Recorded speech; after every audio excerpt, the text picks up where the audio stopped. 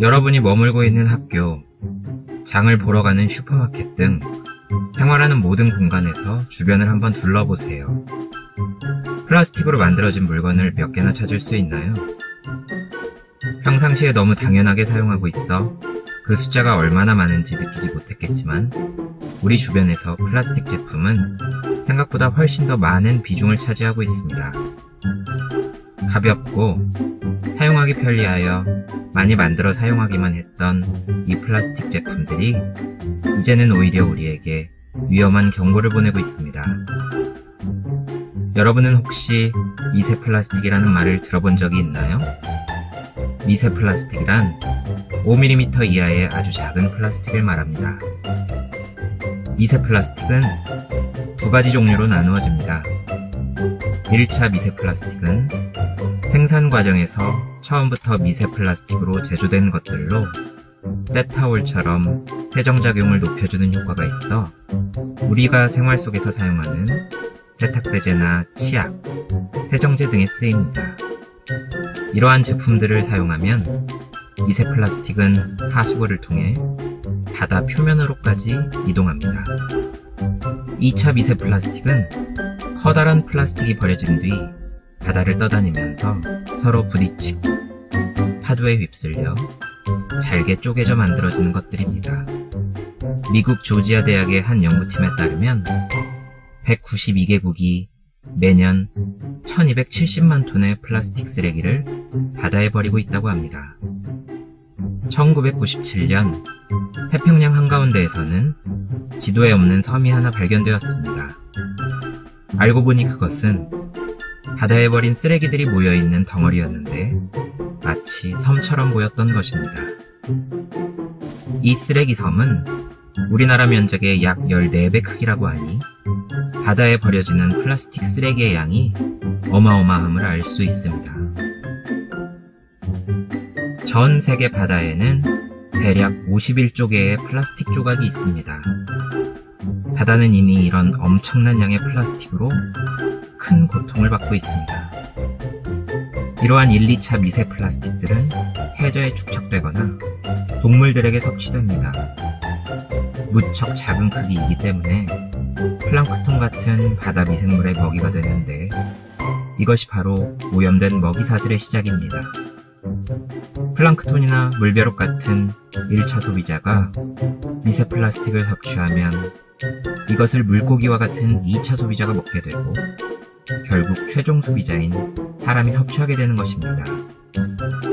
사람들이 많이 섭취하는 물고기의 3분의 1의 뱃속에서 미세 플라스틱이 발견되고 있다고 합니다. 미세 플라스틱을 만들 때 쓰이는 비스페놀 A와 같은 화학물질은 이미 그 유해성이 많이 입증되어 있습니다. 또한 미세 플라스틱의 개별 입자는 스펀지처럼 주변의 화학물질과 오염물질을 흡착시키는 성질이 강합니다. 그렇기 때문에 먹이사슬의 1, 2차 소비자는 바닷속 미세 플라스틱에 의해 다양한 독성 화학물질을 많이 흡수할 수 있고 결국 최종 소비자인 우리의 체내에 유해물질을 전달하는 역할을 합니다. 미세 플라스틱에 노출된 물벼룩의 알 83%는 사망을 했습니다. 이러한 물벼룩을 먹이로 섭취한 물고기는 장기가 손상되었습니다.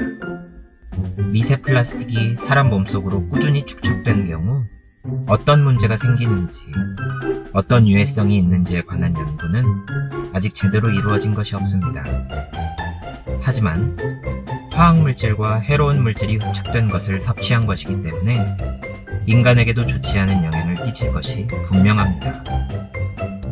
바닷물이 아니라 수돗물에서도 미세 플라스틱이 검출되어서 국민적인 관심이 높아지고 있습니다. 수돗물뿐만 아니라 생수, 바다에서 생산되는 소금 속에서도 미세 플라스틱이 검출되고 있습니다. 특히 10,000분의 1mm 이하의 플라스틱 입자들이 간이나 심장, 뇌까지 침투할 수 있다는 보고가 있습니다. 우리나라 미세 플라스틱의 발생량은 1년에 21만 톤 정도로 다른 나라보다 많은 편입니다. 그만큼 우리 인체에 미세 플라스틱이 들어올 확률도 높아지는 것이겠죠. 이제는 우리 모두의 관심이 필요한 때입니다. 편리함만을 앞세워 무조건 생산하고 소비한 후 버리면 그만이라는 생각을 바꿔야 합니다. 다행히 식약처는 최근 화장품에서 미세 플라스틱의 사용을 금지하기로 했습니다. 정부에서는 더욱 강력한 규제를 통해 미세 플라스틱의 발생을 줄여나가야 합니다. 기업 역시 생산 과정에서 발생하는 미세 플라스틱을 줄이며 오염물질을 함부로 배출하지 않아야 합니다. 과학자들 역시 사탕수수나 옥수수, 클로렐라 등 완전 분해가 가능한 바이오 플라스틱을 개발 중이라고 합니다. 하지만 우리가 스스로 지구를 지킬 수 있는 활동을 찾는 것이 무엇보다 중요합니다. 재활용할 수 없는 미세 플라스틱으로 된 세안제와 치약은 재활용이 가능한 것으로 바꾸고 플라스틱 사용 후에는 분리수거하여 더 이상 미세 플라스틱으로 인해 환경이 오염되는 일을 막아야 합니다.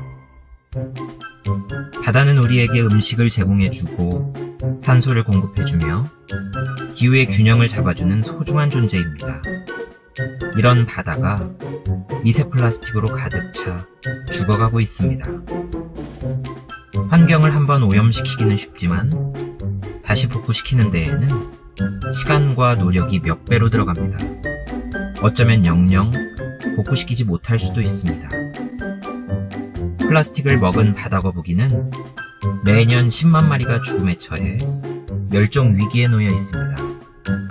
바다새는 매년 100만 마리가 플라스틱 때문에 죽는다고 합니다. 이제 다음 차례는 인간, 바로 당신이 될 수도 있습니다.